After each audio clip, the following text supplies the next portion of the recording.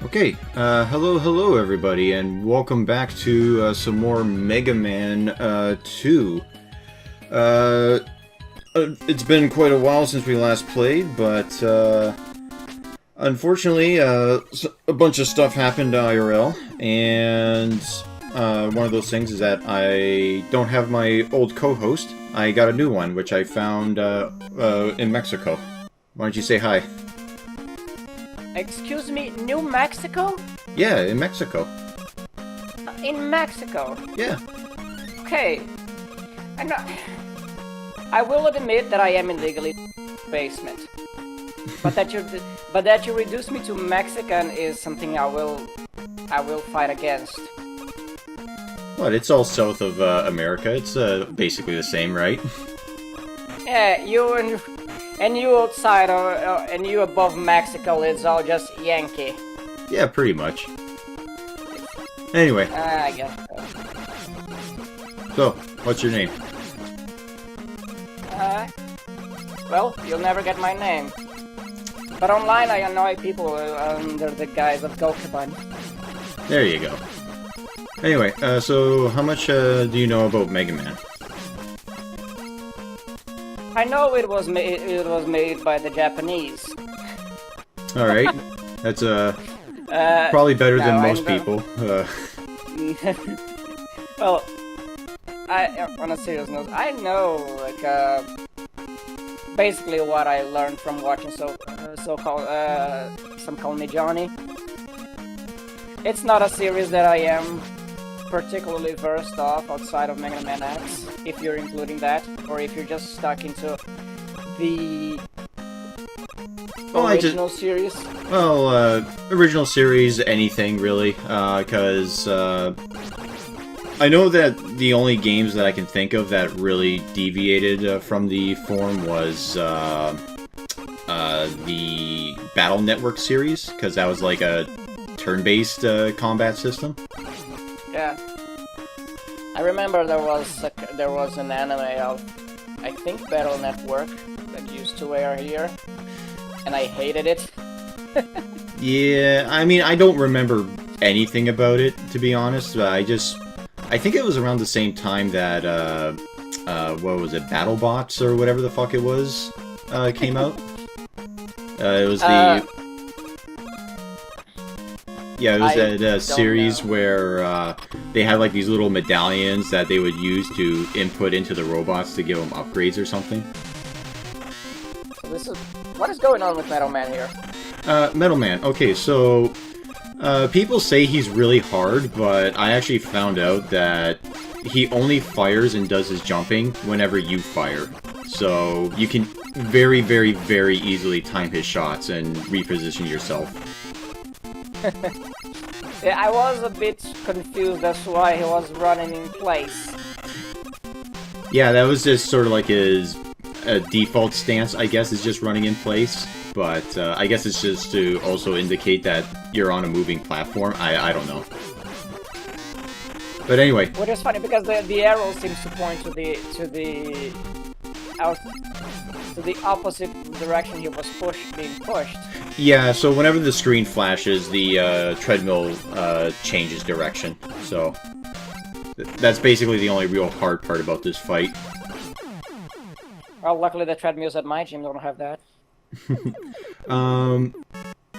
They did change the treadmills recently. Well, recently, a few months ago. And they brought some treadmills that have access to Netflix and all that stuff. And a few days ago I saw a guy watching One Piece on the treadmill. The live action one, or the one that's been going on for 1 billion years? The one that has been going on for 1 billion years and will only end after the hit death of the universe. I feel sorry for him for getting into it.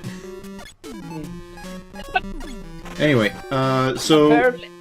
Apparently he got into it. Sorry, too much cocaine. Apparently he got into it because his girlfriend made him watch the live action. Oh, so you wanted to see what it was based on? Kind of, I think. I don't know if his girl, well, fiance. also watches the anime, probably because she's into anime. Like, Well, to be honest, I don't know why people would watch the live-action version without knowing, or at least watching a little bit of, like, the anime version, right? well, my guess is oh, I guess the fact that the anime version is like 1,000 episodes long has something to do with it. But it's there are like reasons. I tried watching One Piece. In some occasions that I just could not go on with it because there's a lot of stuff with the anime that just bothers me deeply. Like, I cannot stand the art style piece. Yeah, I mean, I guess I know what you're talking about, like, that one character that looks like a, oh shoot, what is it called? It's the demon with the really long noses. In Japanese mythos. I don't even know which one. Karasu? Tengus, that's it. Tengu, yeah, Tengu. Karasu is just one type of Karasu Tengu. Yeah. But like, a lot of the characters just in One Piece just look hideous and unwatchable, basically. Like, you have this woman who is like one of the friends of the protagonist, and she is the most hideous creature that one could conceive in animation. Yeah. And then you get people saying like, oh, she's actually a really nice character. She has a really interesting backstory. I don't care. She looks like a tumor. Like, I don't care how nice this character is and how well done their backstory, she, her, he, him's backstory is.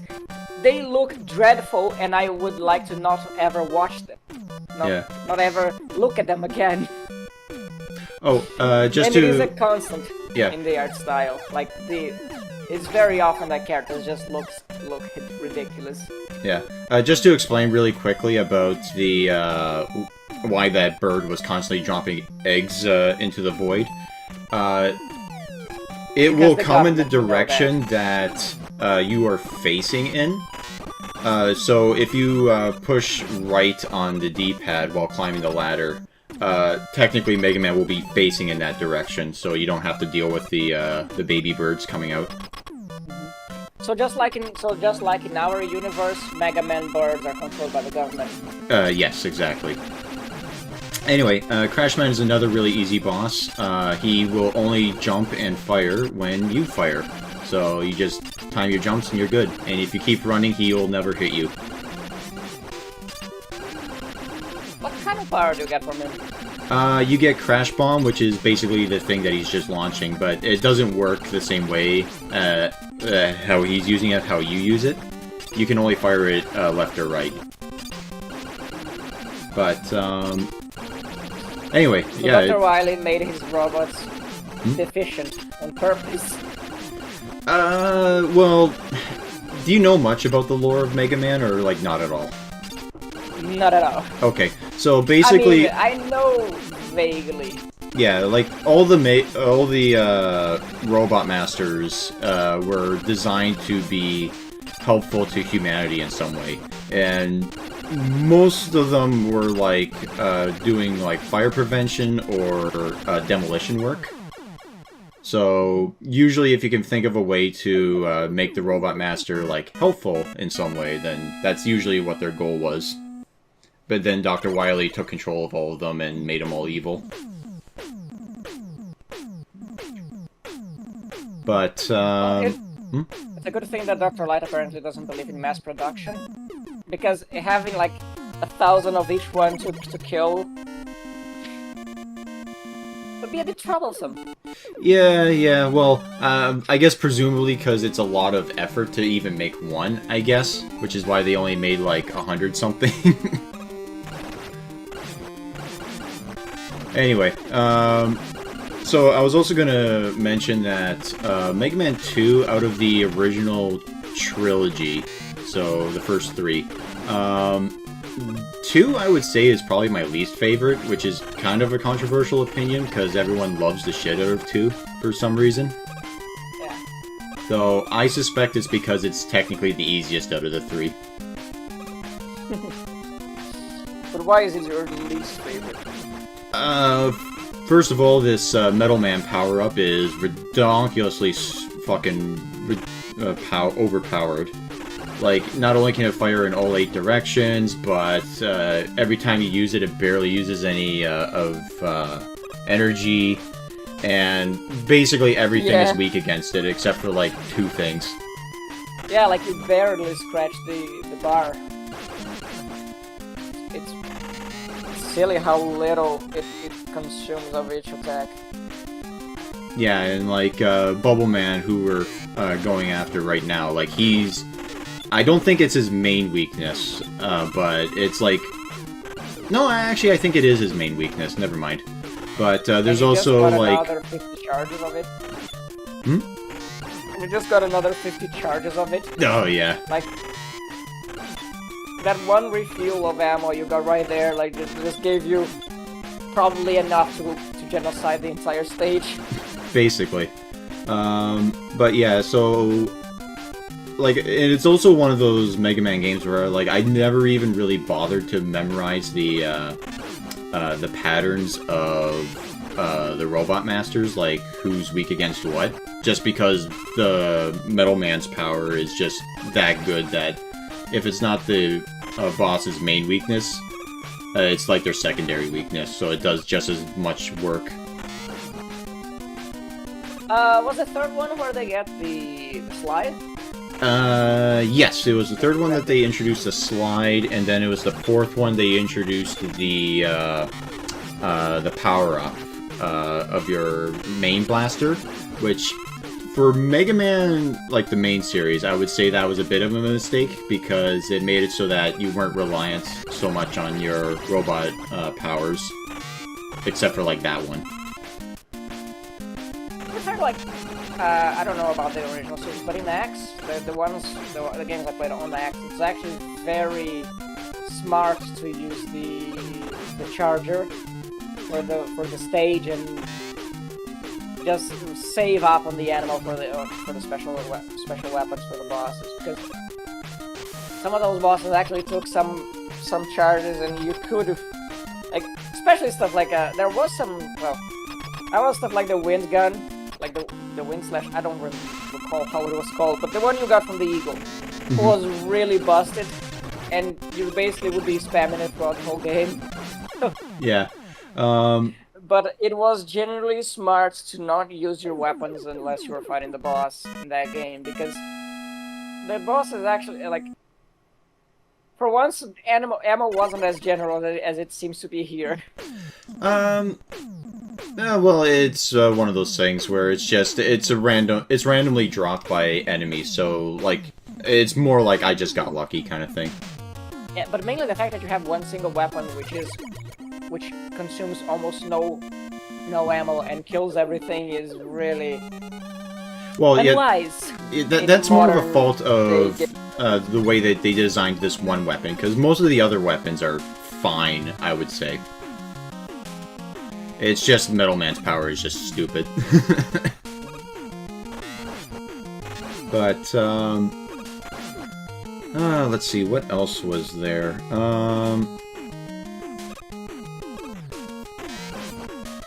Oh, yeah, so I guess I'll just reiterate, because it has been a few years since I've last done a video.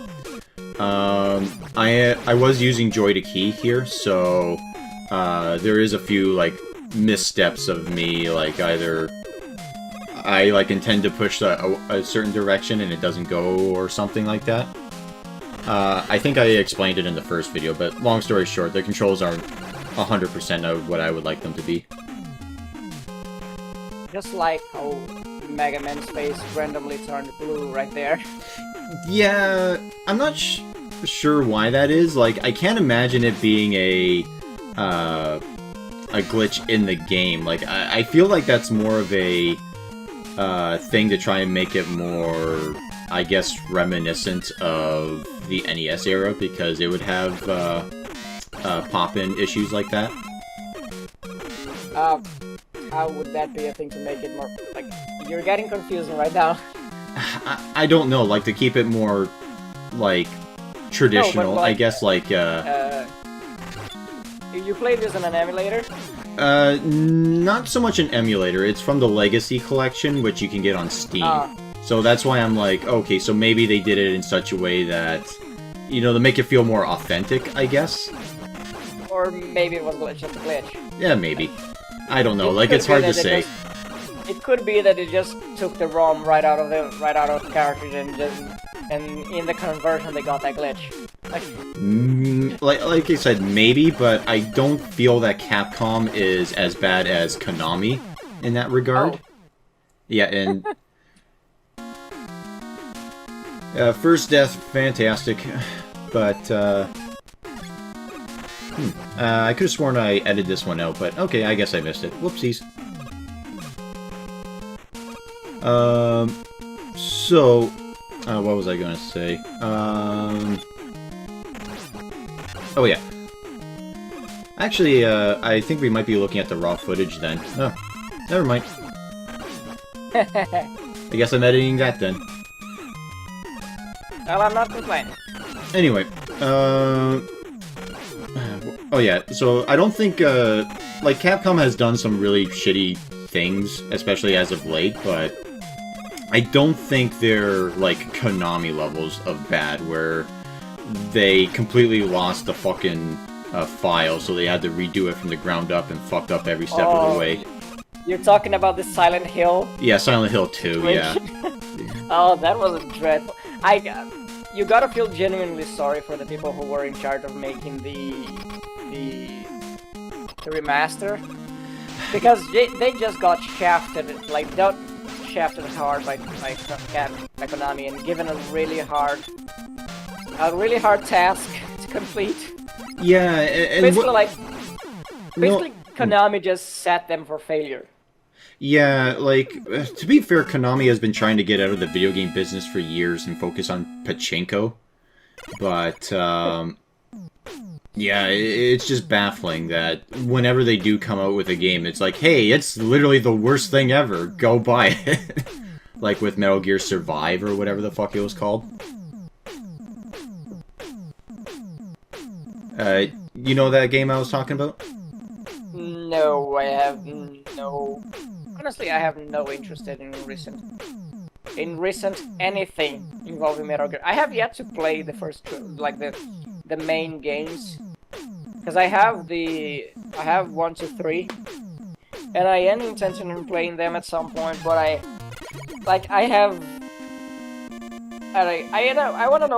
want to play 4 at some point, but like past 4, I have no intention of dealing with that. Yeah, so the problem with 4 is that it's definitely a game where you need to play 1, 2, and 3. 1, 2, and 3 you can kind of play individually, because only 2 really is like a direct sequel, so to speak. Like, 3 is actually a prequel. And even then, with how 2 is set up, you can basically play it and just sort of get the Cliff Notes version of the first game kind of thing.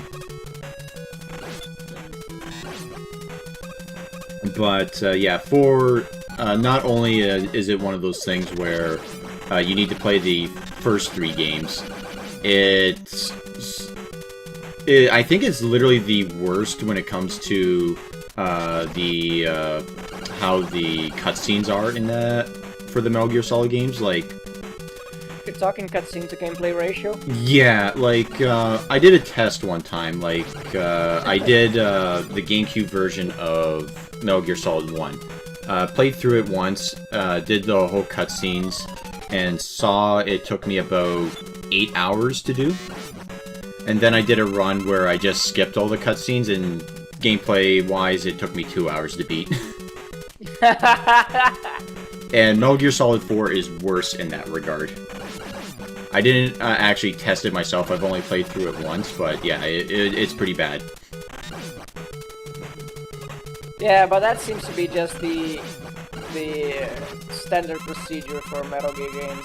Like, I remember I was watching a video of a little walkthrough of 3, and it was in the introduction when Snake was talking to the boss, and she was talking about how allegiances change and all that kind of crap, which they shouldn't even be talking about, since the guy has just dropped to the ground to do the mission he's been deployed to do, and she's giving him a lecture about allegiances and the futility of political alliances, that kind of stuff. And at some point, he asks her, like, what do we do? Do we only trust in our mission? And she goes into this long tirade, basically to say yes. Yeah, it's, that's Metal Gear Solid for you. It takes them, like, 10 times longer to say, the main thing. Anyway, so a fun little trick about this, boss. I know you just asked me a yes or no question, but let me tell you about the history of how our political alliances got us to this place, okay? Yeah. So a fun little trick about this one, this boss fight. I use the Airman's power because it's the only one that gets through Leaf Man's leaf shield if you go right up into his face. Is it a specifically thing of getting right up to his face? Yeah, because if it's the way that the air weapons like generates, so it like shoots 3 out in front of you and then it goes up in the air. So if you do it, like, if you're nowhere near him, it won't get near him, obviously, but also if it hits the shield at that point, then nothing happens. Like, it'll just plink off the shield. But if you do it so that you're right next to him, it basically spawns inside of him, so it works. It's kind of a fascinating thing when you look into, like, when you see people dissecting the programming of NES games, because it was kind of wild how it was done. Like, if you saw videos, like, if you see, for example, videos of people talking about programming, like, you see videos on speedrun, they talk about it a lot, and they mention, like, how they program the movements in, like, you see, for example, there's a very long video from Bismuth where he talks about the speedrun, the world record at the time for Zelda, for the NES, and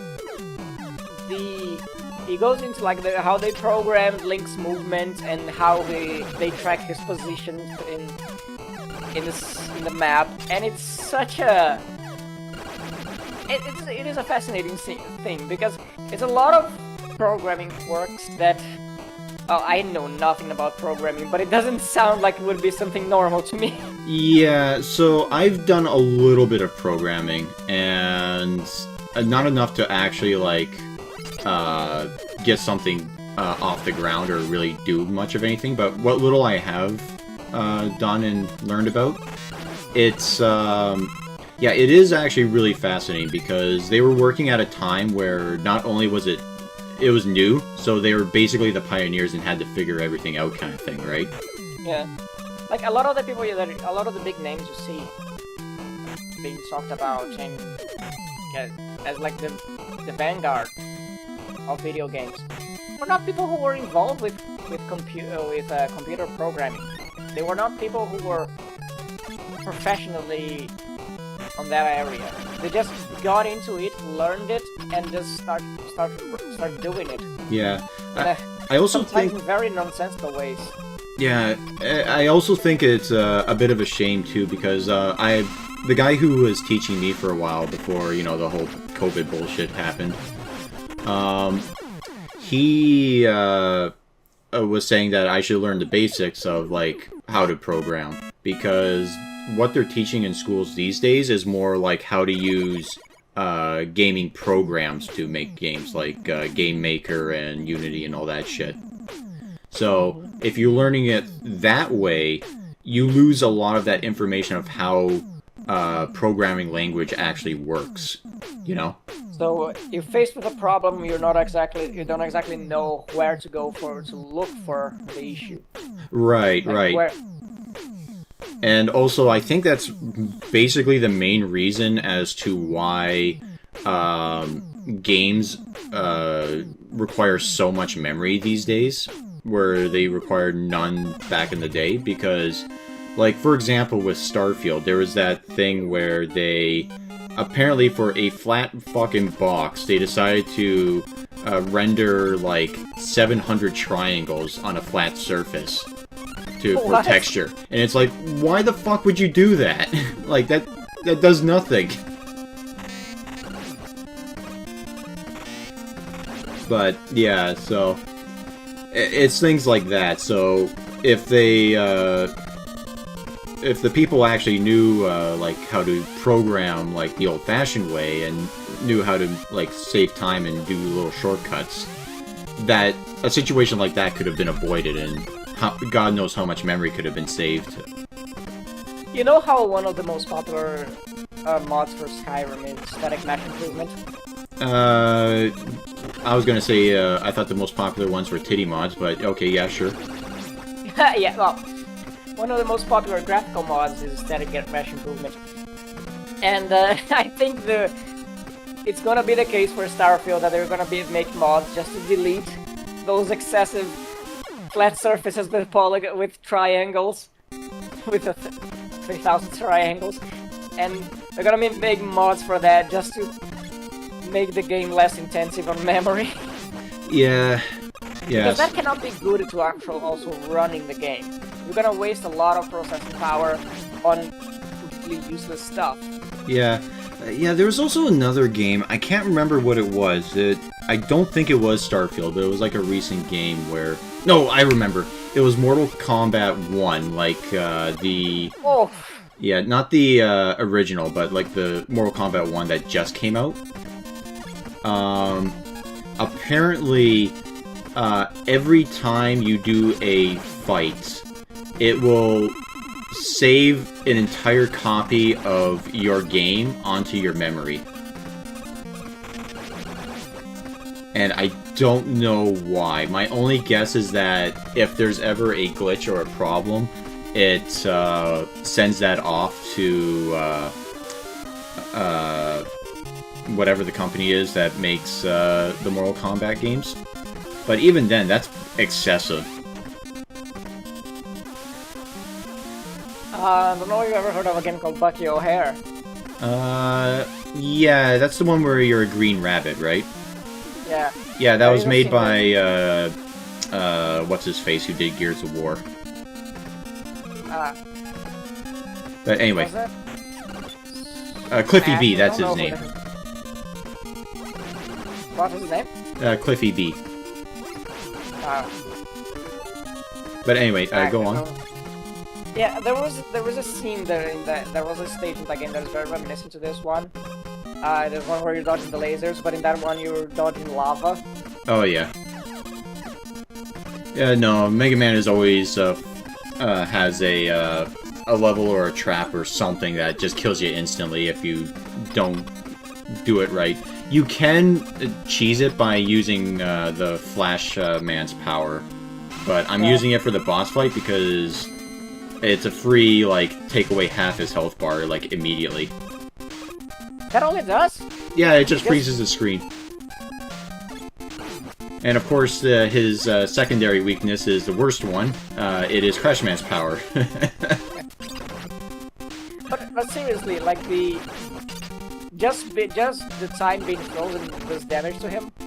Yeah, well, the idea is that he's Quick Man, so you freeze him and, like, I guess that causes circuitry problems because he's moving so fast. Like, it makes sense in a don't think about it kind of way, you know? But anyway, so, they like, apparently... They also gave a reason, like, in universe as to why Quick Man is always running into walls in this game. And it's because he moves so fast that the circuitry that he uses to visualize what he's doing and where he's going can't keep up with how fast he's moving.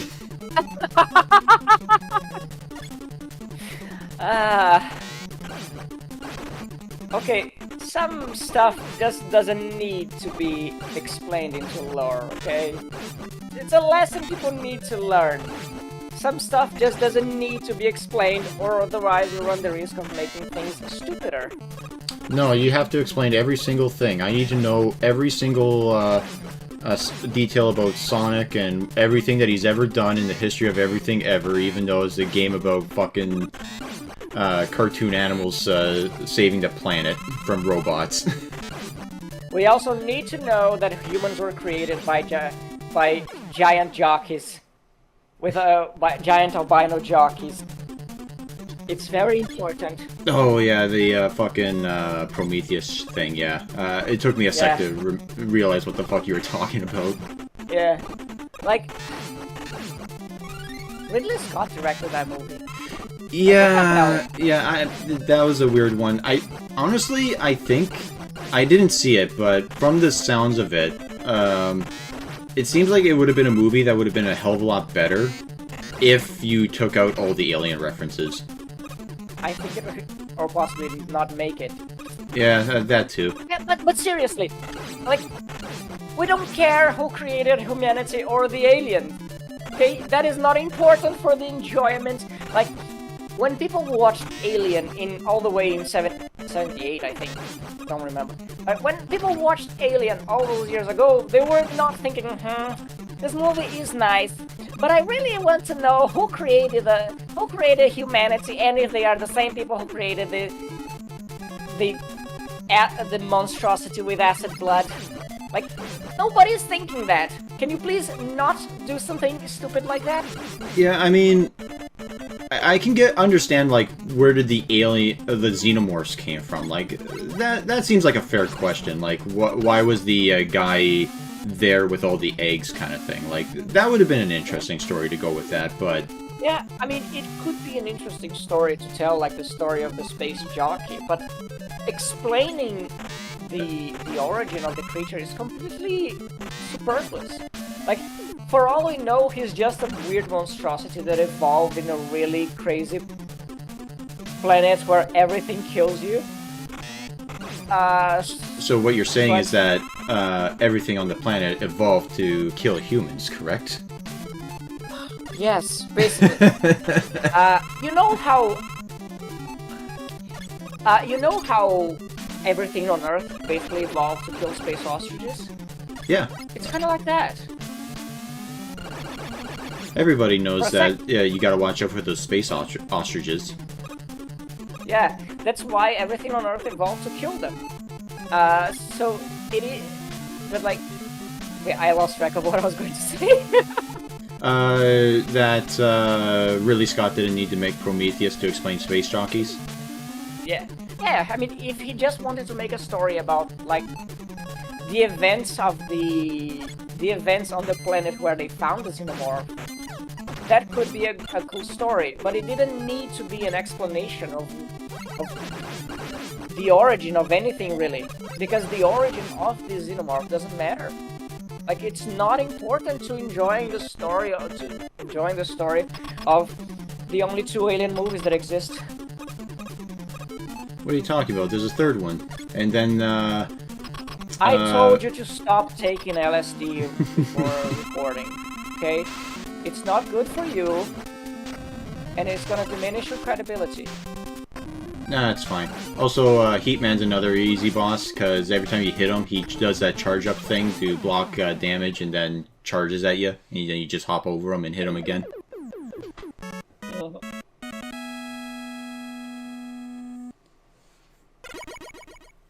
But, let's see. So anyway, speaking of alien movies that don't exist, you ever see Resurrection? I saw, like, about half an hour of it, I think. But I saw it a long time ago. I was a kid, really, when I saw it. I thought it was maybe up to the point where right after everyone just hauls ass off the ship. Like, the aliens escape, so they just go, well, let's all get out of here. Yeah, it's been a hot minute since I've seen that movie, and to be honest, it doesn't really matter in the grand scheme of things if I forgot about it, but I'm just trying to recall, like, where exactly that is, because I think that was That was definitely after the scientists tried making out with the xenomorph between a plate of glass. I remember that where he hits the button to it's like basically throw the nitrogen on it. I think it was nitrogen. Yeah, but like that was a funny scene. I remember people's review of it from Nostalgia Critic, saying like commenting about how there was a lot of lesbian tension between like the two main characters. Well, yeah, because the director was French, right? Mm-hmm. Yeah, so I can see that making sense. And they are a very lecherous species.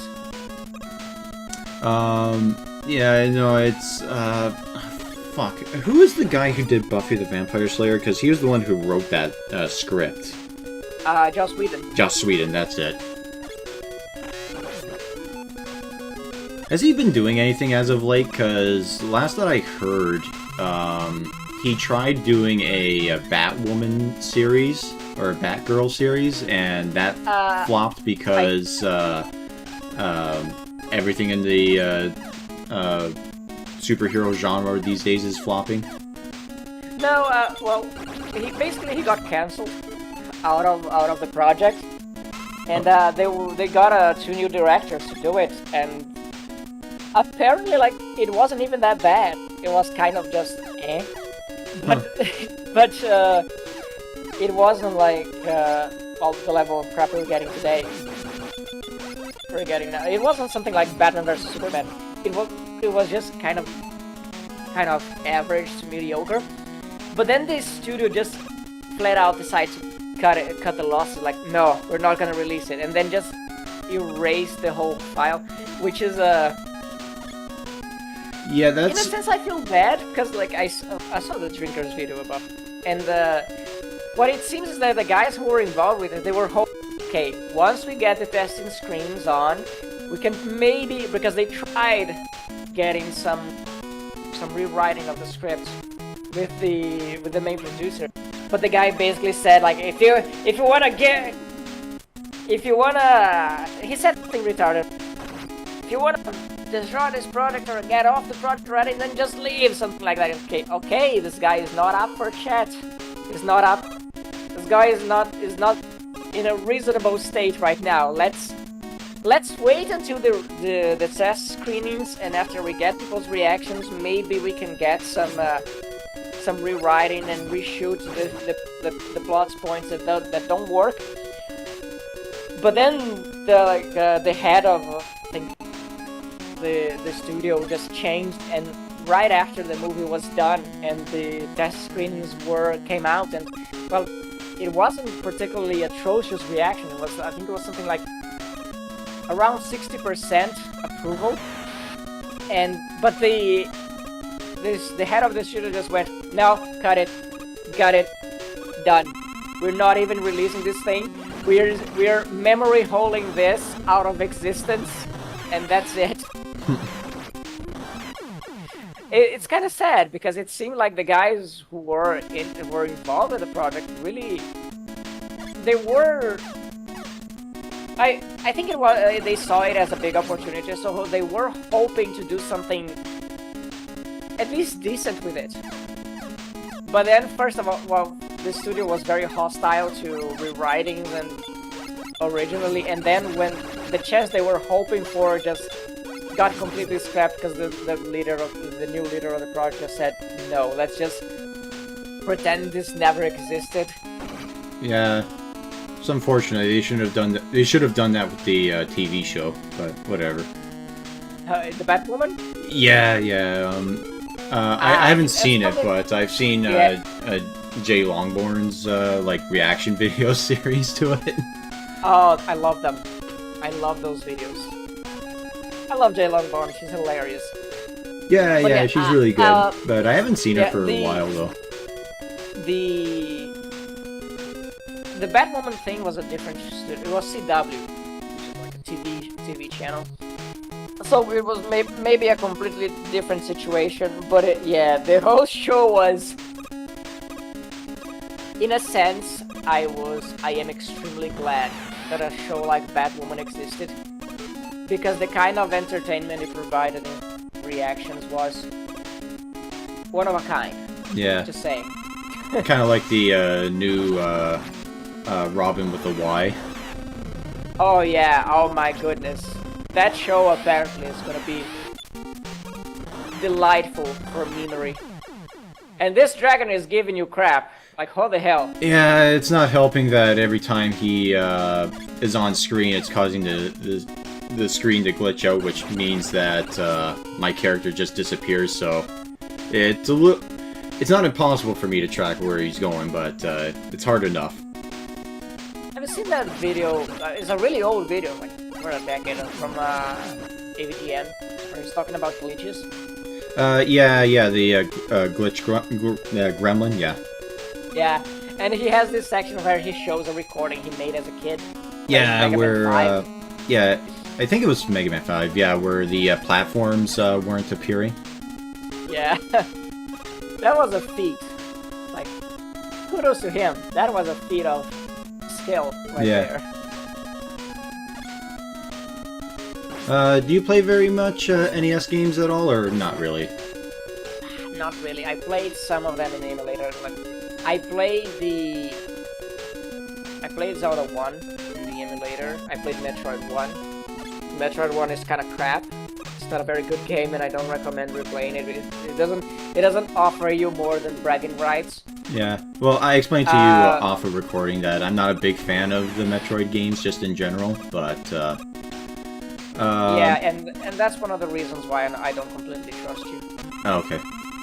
Yeah. Because I played the first one, and I think I played a little bit of Super, but again, it's just that I think my problem with Metroid is that there's only two ways to really play that game correctly. You either do the speed run and get Samus as naked as possible, or you do a 100% run and get her to look as badass as possible. And if you're doing the 100% run, you basically have to, if you don't have a guide, you have to shoot every single square pixel that you come across to make sure you don't miss an energy or a missile drop. Or you do the 100% speed run. Where you give her titanium titties? Yes, and that's the secret ending. You get to do New Game Plus, where you played her with the titanium titties, and instead of the screw attack, just titty smash people. Like, just falls tit first on them and just completely crushes them. It's quite a sight. But yeah, like 100% speed runs of a Metroid or Super Metroid. Funny. Interesting to see, like, oh yeah, I also played Fire Emblem Gaiden for the NES, which is horrible. Don't play it. Oh really? I was actually kind of interested as to like the start of Fire Emblem, but I know they made a remake for the DS, which is like hard to find, but I'm not sure how faithful that is to the original. Apparently pretty faithful gameplay-wise, which is the thing that worries me the most. Because I have Fire Emblem Gaiden Echoes. I have it for the DS, which I have never played. I turned on my DS once, and I think there was some issue with the battery. But no, with the charge, and I never played it. Truth be told, I haven't been playing anything. Anyway, but yeah, Fire Emblem Gaiden is like, you know Mangs? Sorry, who? Mangs. He's a YouTuber who makes Fire Emblem content. No, I don't really watch too much Fire Emblem content outside of like maybe the occasional review. Yeah, he made a series called Gaiden Abridged, which is basically like a run-through of what happens in Gaiden, but with a lot of commentary and joke. And Jesus Christ, here's the thing: I watched Gaiden Abridged, which I have done four times all the way through, and I think, man, seeing these videos are fun. I should replay Gaiden. And then I remember what playing Gaiden feels like. Like, Gaiden is it's so slow. I played it with something like 200 speed, and it still was really insufferable to go through. Like, it's such a slow game. And it's such an obnoxious game, because, like, the most annoying thing in that whole game is just traversing the map. Because most of your units have garbage movements. Okay. And a lot of the maps, like a lot of them, it's kind of insane, have some really hefty movement penalties because of the like, either the scenery is full of forest, or it's a desert, or it's a swamp, and it's a lot of movement penalty. So just dragging your ass through the game's map almost makes you wish you were doing it in real life. Yeah. No, it's a shame because I did hear like a recap of the story from like Smash Brothers, like the whole the secret of where if you play a Snake on his stage and then hit down a bunch of times for his taunt, you get a codex call explaining about the character. And I think for Marth, it actually had an interesting thing because it's Marth who is in the first one, correct? Marth is in the first one. In Gaiden, it is on. Huh? Weird. But anyway. Yeah. Well, if that's your worry, that's no. The original Fire Emblem, because Gaiden is the second one.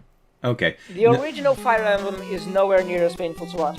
Actually, kind of. It's like, once you are aware of the general clunkiness and rudimentary features of NES games, it's not a bad game to play, the original one. I just never beaten it. But I played like some 10 hours of it. It is a decently fun game to play. Like, you just gotta, like, as soon like if you are familiar with the NES games, it's not a bad one to go with. But Gaiden is just dreadful to play.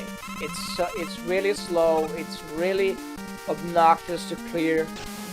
It's just not a fun game at all. Yeah, no, it's like but as I was saying, the story as to like Marth basically building up his kingdom from the remnants of the fallen soldiers that were like injured or managed to survive the war, kind of thing, from both sides of the battlefield. Like, that sounds like an interesting story. So that's why I was sort of like, if the gameplay is that bad, then yeah, no, that is Gaiden's gameplay.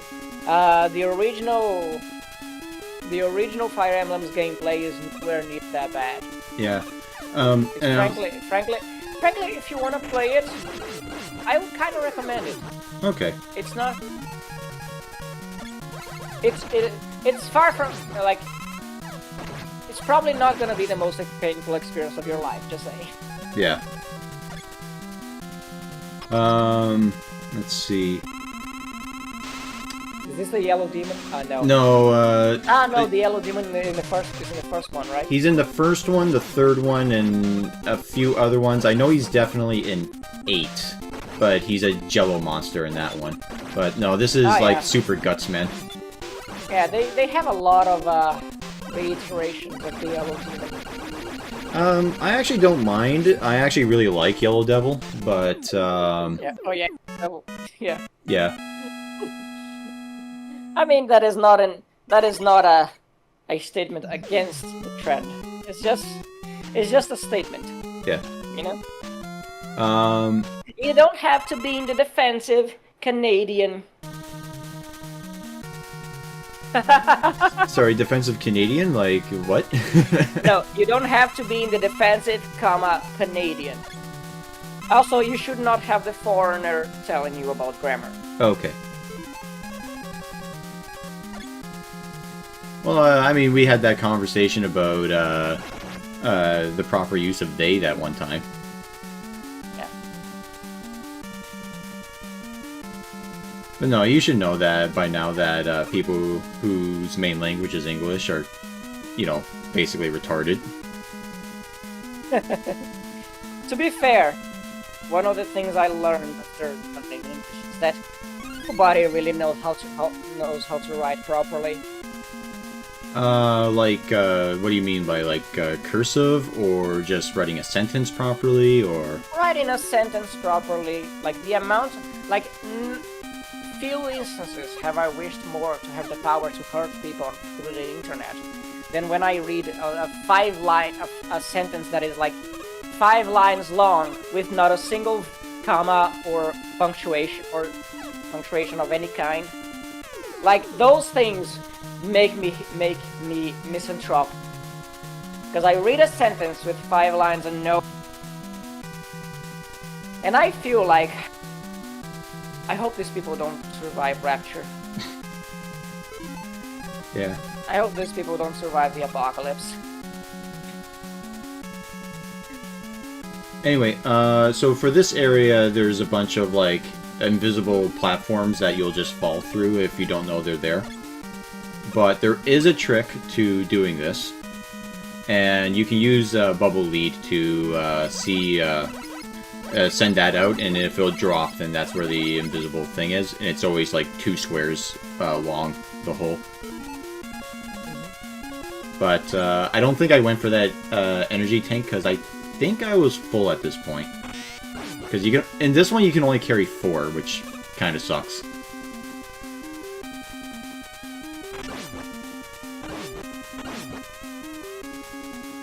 Though in from here on out, I think you could carry infinite, or technically infinite, energy tanks. I think the actual limit is 99, but you know. Oh dear. Well, I mean, if you can find a way to carry 99 energy tanks, like, they might as well just give you the ending right then and there. Yeah. Well, the spikes will still kill you in 1 hit, right? So. Oh, yeah, yeah. There is that joke, I don't remember, like, there is that video where, like, Dr. Wily finally learns his lesson and he makes the enemy that finally defeats Mega Man, and it's just Spike Wall Man. It's just a room all of spikes. There was a really old video that I saw, too, where, Mega Man is just, like, blasting through a level as normal, but he runs into one Metabot who won't get up, and he's trying everything, and it's not working.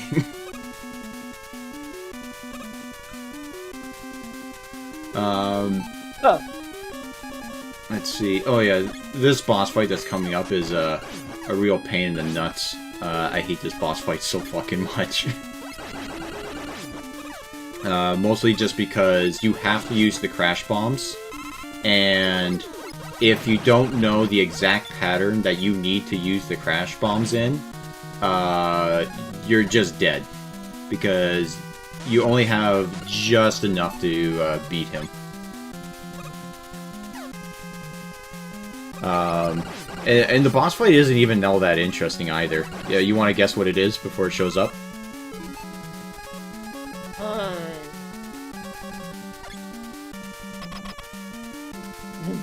No guess. Okay, it's turrets on the wall. I was thinking of guessing a slime monster, but I think that was too eventful of a guess. Yeah, so of course they put the turrets.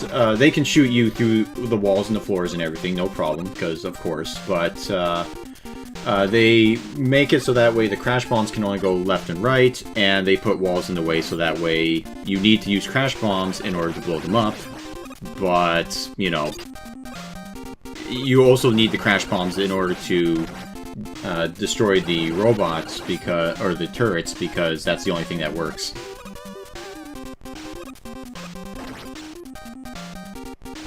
I like how as soon as you got there, you just got zapped by 2 attacks. Yeah. So yeah, this is more or less the pattern you have to go with if you want to beat this fight. And like I said, just enough to get through.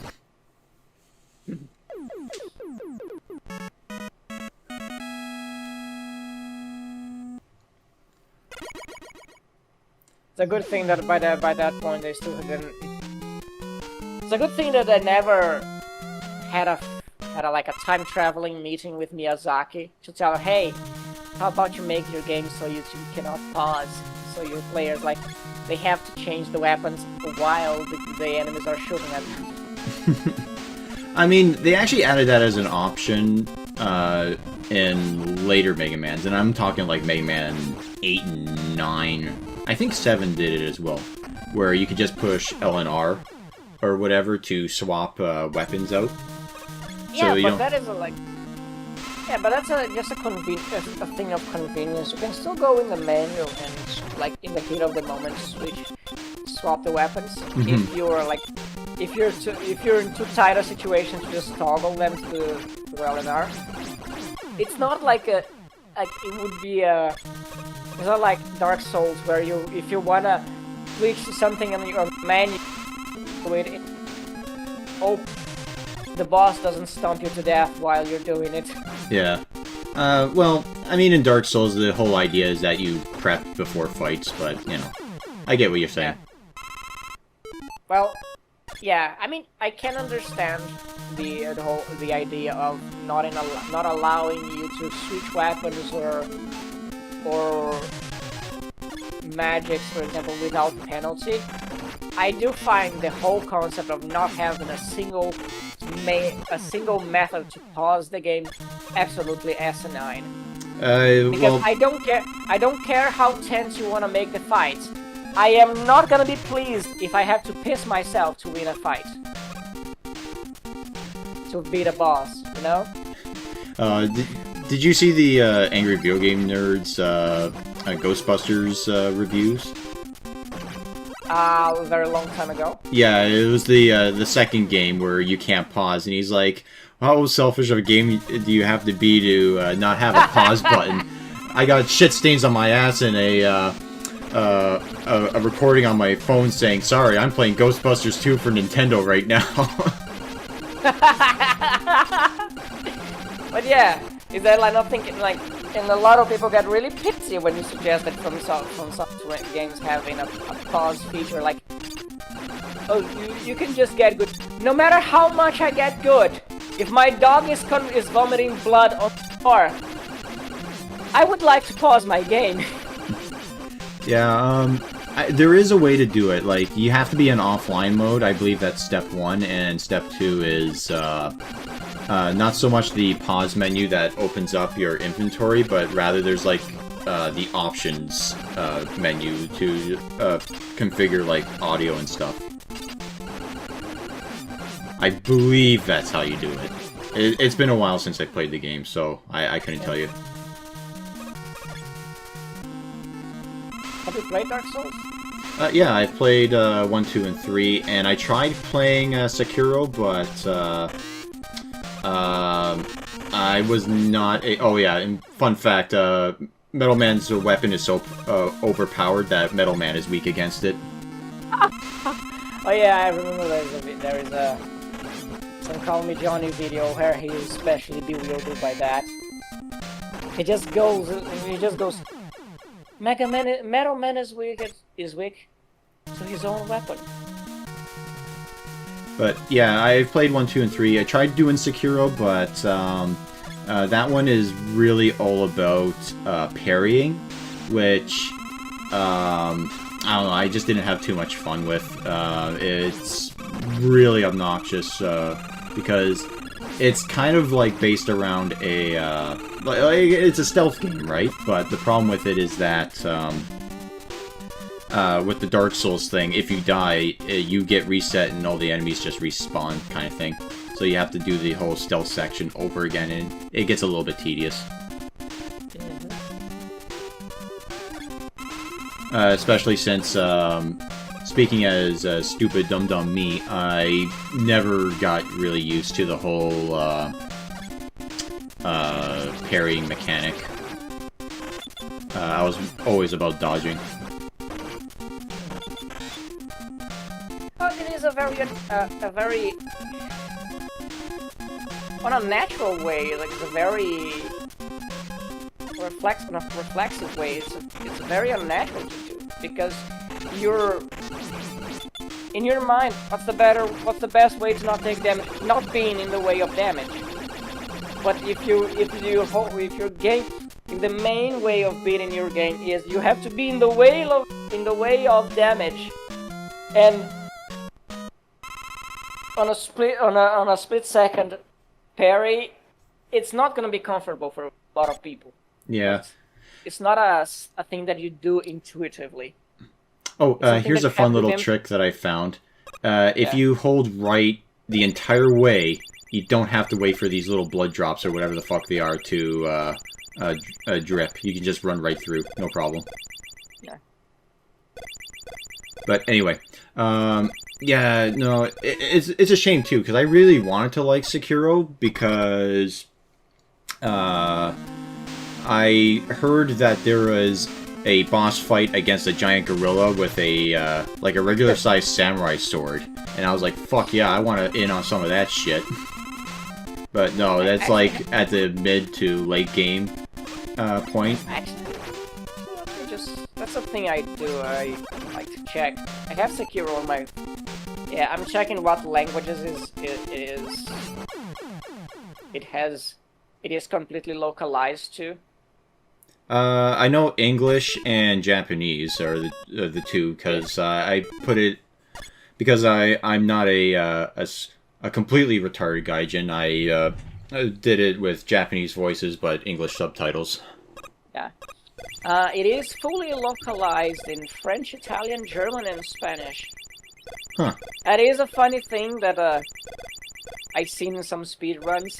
They do I think they generally the texts they do in German, because I think it's faster. But they put in Spanish, because when you fight that guy when he just shouts, "Me llamo!" What's his name again? Fuck, I don't know. Also, this is the final boss fight, and I am not a fan of him because you have to use Bubble Lead to kill him. And that is literally the worst weapon to use in the situation. Because Bubble Lead immediately drops to the floor and then rolls along the floor. And also, if you touch him once, he basically just kills you. If you search for a guy called Lil Aggie in YouTube, he's a speedrunner, and he has on his live streams he has like one of those alert sounds people make in live streams. I don't know their names because I don't live stream, and I don't deal with Twitch. Yeah, to be fair, but that's probably for the better. The alerts where you get when you win. And one of the alerts, character shouting "Me up!" Oh, and then the subscribed. Yeah. So, yeah, maybe I should go back and play Sekiro and try and get actually good at it. But yeah, I don't know. There's also Elden Ring that's come out, and I'm not saying Elden Ring is bad or anything. I just haven't played it. I honestly, I don't know. Maybe in 10 years' time I will get the desire to play Elden Ring, but one thing I want to do is that I want to go back and play the original Demon's Souls for PS3. Yeah, because they also did the remake of it. Yeah, because I'm not buying a PS5. Oh, what are you talking about? It's only like $500 million for one. For like only 2 games that are actually worth it. Or 4,000 for me. Oh, is it actually 4,000? It's something stupid like that. Jesus. Yeah, but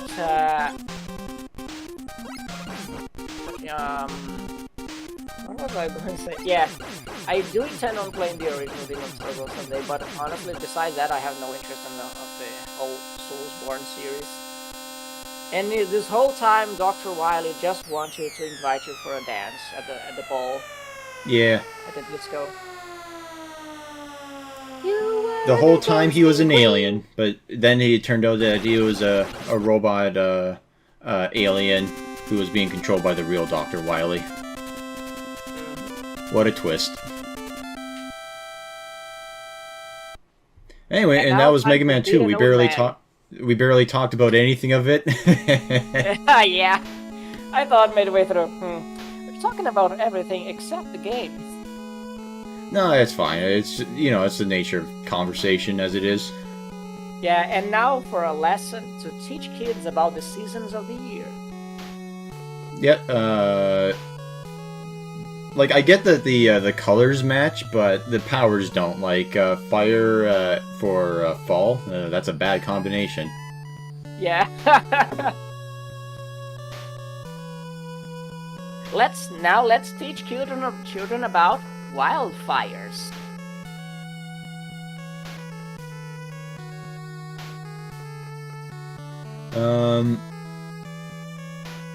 Yeah, God, there was there's not much to this joke, but there was like a Smokey the Bear thing where it's like only you can prevent forest fires, and then it gets really up close into the guy's face and it's like only you.